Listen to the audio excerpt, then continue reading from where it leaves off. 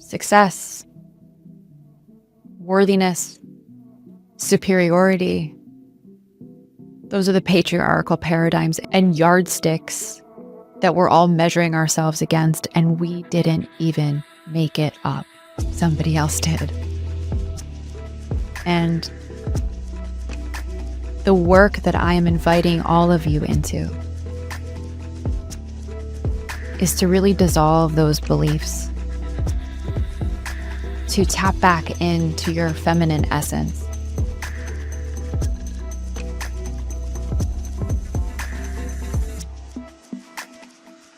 Well, hello, my beautiful souls, and welcome back to the Spiritual Hustler podcast. I am so excited to be with you here on another episode of the show. This is a solo episode, me to you, from my heart, kind of coming on here pretty unapologetic today, calling us out, calling women out. As much as I'm calling out the system, I want to share a story today that I think will open up the possibility of what we can all step into with a higher collective consciousness and what success is really doing for us and what it's doing to us. So I'm going to take you back to the end of last year. I hadn't sold my agency, Simply Be, quite yet. I ran that business for 7 years. I started it from nothing. I ended up building a massive team and a huge book of business and sold it at the beginning of January 2024, so just a few months ago. And in the last few years, I've gone on a deep healing journey to unhook myself from the toxic hustle and spent a lot of time and energy healing my body, coming back into my feminine power, which is the emphasis of this entire podcast, The Spiritual Hustler, teaching women to make money in a new vibration. And I have this saying that when you point one finger at someone else, you're pointing 3 back at yourself. What you see in another person so clearly, whether that's a positive or negative projection, is what exists inside of you. So when you see somebody shining beautifully, brightly, and you clap for them, that's because you can hold space for your own shining and expansion. If you see someone shining and killing it and it triggers you and you feel like that person is gross and full of themselves, that's a reflection of where you might judge yourself for not shining that brightly.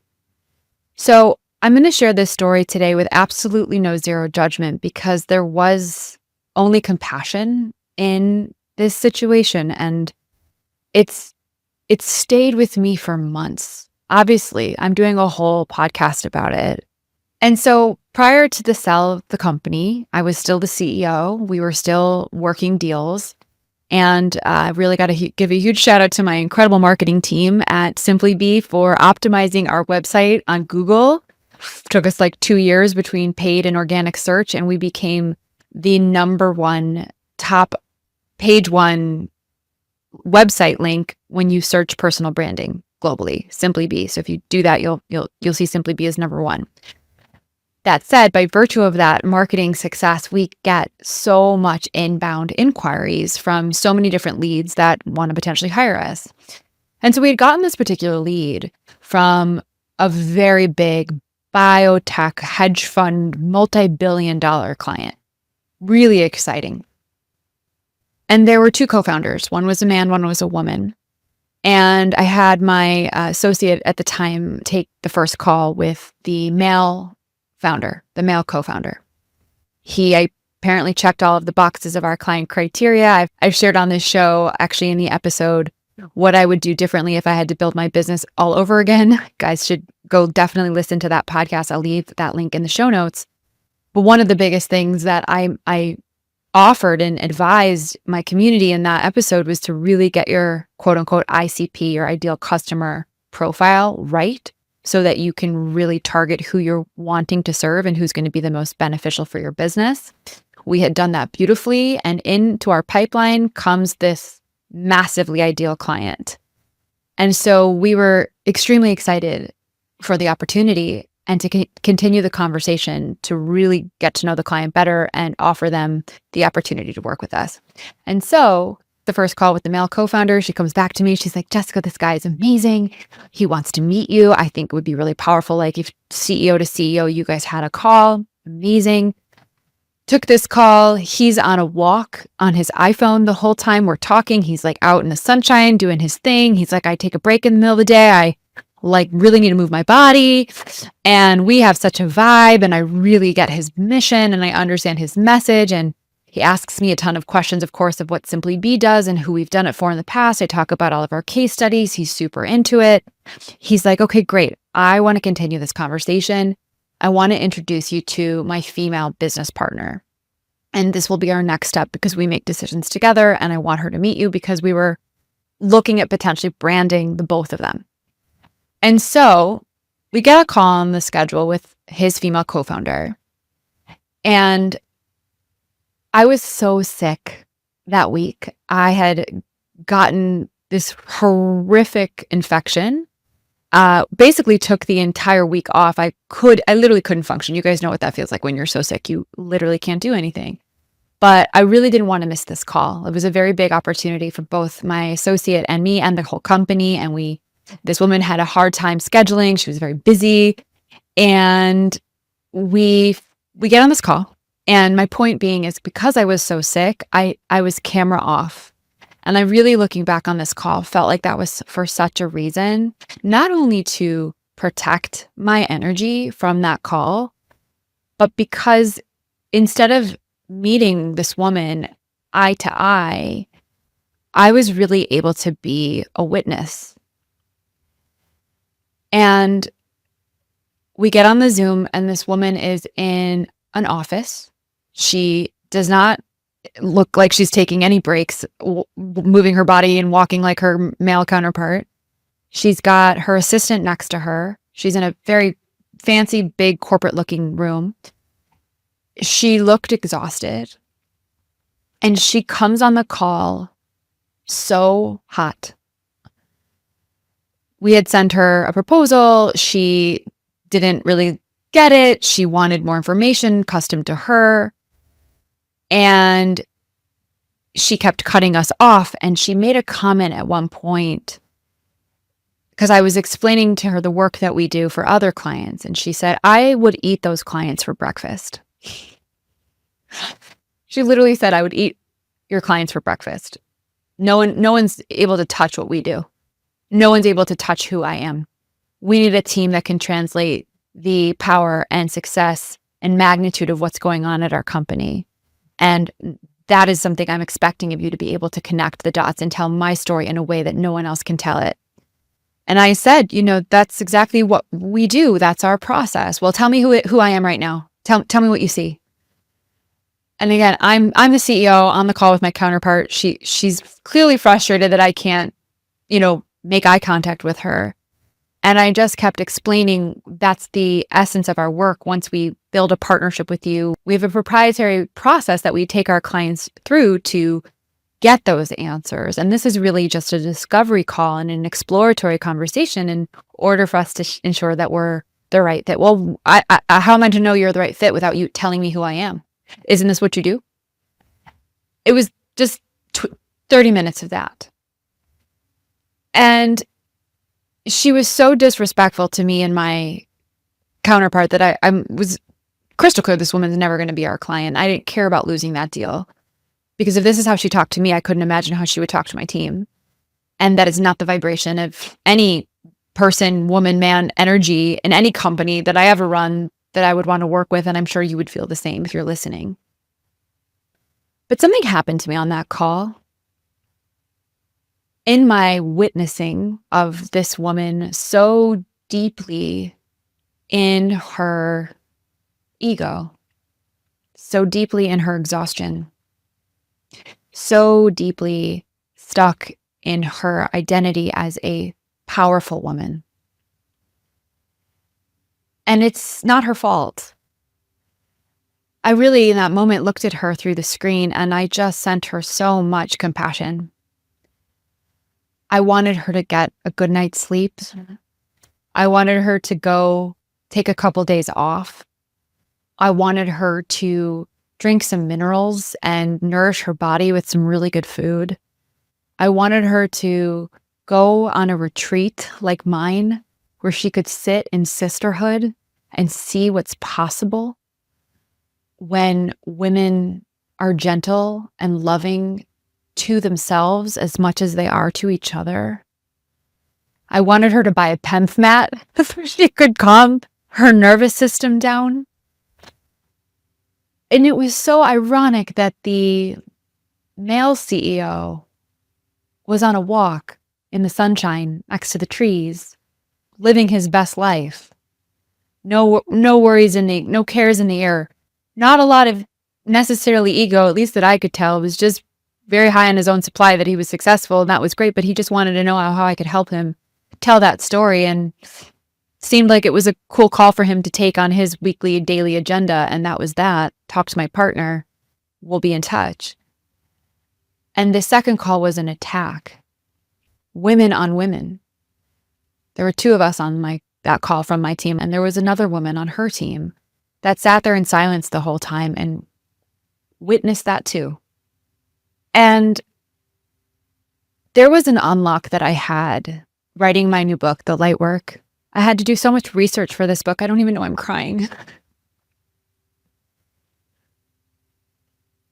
I was shown through my studies, through my travels to Egypt. I know I talk about that trip so much, but it is the foundation of my book.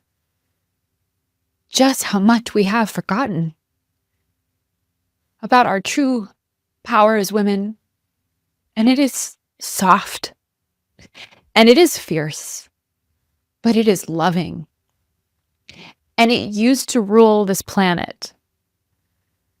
The patriarchy, which we've all been co-opted to believe as the only reality of the human experience, because as of 4,000 years ago, that's simply when shit started getting written down so we could reflect back on it and learn it, quote unquote, as truth.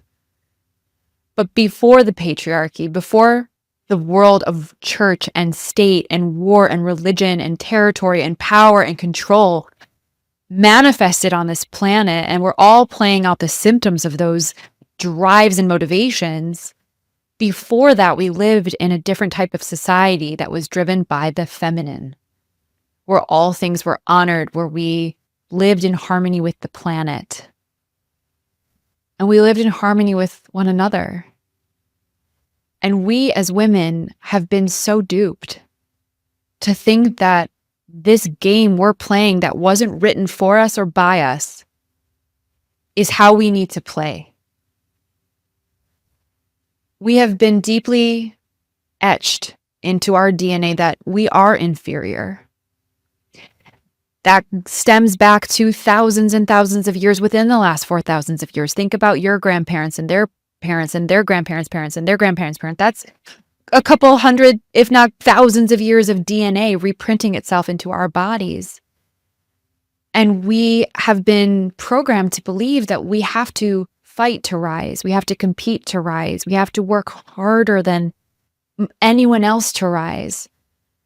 That when we get to a certain point of success and power, that we are therefore more important. It is a lie, and it's killing us. And one of the first things that I want you to take away from this podcast, my book, working with me as a coach, which many of you are now, coming to my retreats, being in sacred space with other women. My retreats are honestly the best thing that I do, is simply to remember and reclaim your true feminine nature, which is innately powerful. And that money and status and hierarchy and points on the stock market and followers on Instagram and even money in the bank doesn't make you powerful at all. It doesn't make you worthy. And it certainly doesn't make you better than anyone else. Success, worthiness, superiority. Those are the patriarchal paradigms and yardsticks that we're all measuring ourselves against, and we didn't even make it up. Somebody else did. And the work that I am inviting all of you into is to really dissolve those beliefs, to tap back into your feminine essence,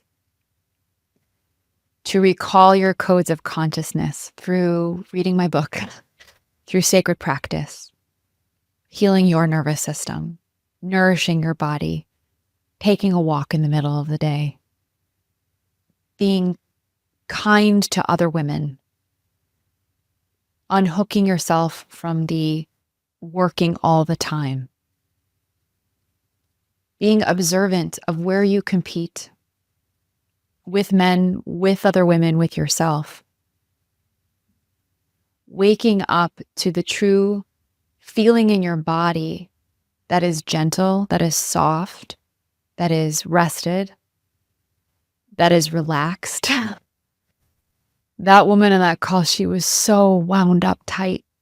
There was a tightness in her face, in her voice, in her body, in her energy, that if she just simply unraveled it just a little bit, she would feel better. It probably wouldn't change her life. She's probably still doing exactly what she's doing, but for her own sake, for the well-being of this planet, because it does create a ripple effect when you don't take care of yourself. You treat people like shit. You stress about small things. You probably have dis-ease and dissonance and disagreements with the people you love and people you don't love, people you don't even know. And we're being asked to really look at that. At least I'm asking you to look at that. I have looked at that in myself for the last 2 years of my life, hard. And it has been painful. And it has been so worth it to unhook myself from that belief that success and power and worthiness was external. It healed my life, frankly, to let go of that. And I am in more alignment and more ease and more trust and more faith and more joy. And yes, more abundance than I've ever been in my life. I'm not saying every day is a cakewalk. I'm not saying I'm sitting over here in my flowy robes, just living my best feminine life, smelling flowers, although you should smell some flowers. You should check out my incredible brand partner for this podcast, Lotus Way. They're a flower essences brand. They make essential oils, sprays, flower elixirs that actually, when you put them in your body and you spray them around your auric field and you rub the oils on your wrists and behind your ears, your frequency changes to the essence and the bioenergetic map of the flower. We are recalling our codes of feminine consciousness and activating that frequency when we use Lotus Way, which is why when I met the founder and we had the opportunity to partner and to bring Lotus Way onto my show as one of my official partners, it was a full heart yes, because it's the same mission that I am trying to bring to my community that Lotus Way is doing with theirs, to heal bodies, to calm our nervous systems, to align to our natural feminine essence. So you can head to lotusway.com/thelightwork or use the code thelightwork at checkout to get 10% off of your order. And I'm telling you, they have shifted my vibration immensely in these last few months. And I was already on the path. So begin your path with a tool, a supportive tool. Hopefully this podcast is one of those supportive tools and you can go even deeper with Lotus Way. And it's important to know that in this conversation today, unpacking this duping, that as we see it in other women, as we see it in ourselves, maybe we see it in our past selves, that we truly lay down the judgment, that we offer compassion, that we know that there's always something more to the story when a woman is coming from a place that is competitive, toxic, mean, offensive. And that story isn't just about the fact that she didn't get a good night's sleep and she's probably underfed and hasn't been in nature in a minute and probably has a hugely demanding schedule between work and life and kids and meetings and deadlines and profitability goals. All of that's there. Hold compassion for that. But what we really need to hold compassion for is the deep, cosmic, ancient DNA programming that she is operating from that has been rewritten, oppressed, repressed, and forgotten. And that is what we are reclaiming. And we can only do that if we choose to see the other woman as yourself. Point one finger at someone, you have three pointing back at you. Try it right now. And from that place, we can hold compassion. We can hold light. We can hold love. And from that vibration, that is how this all not only shifts, but it's how the collective returns to its original state. So hopefully this episode was helpful. Maybe you saw pieces of yourself in it. Maybe you saw pieces of other women that you know in it. And I hope that at the end of the day, it was an invitation to reclaim your feminine power and to live your cosmic truth. And when you do those two things, you can't but illuminate the world. You become a light worker. That's the whole title of my book, and that's the whole message of this show and the whole mission of at least my lifetime. And I know you're here because you are expressing that mission in your own unique way too. All right, my beautiful souls, I will see you on the next episode of the Spiritual Hustler podcast. Bye.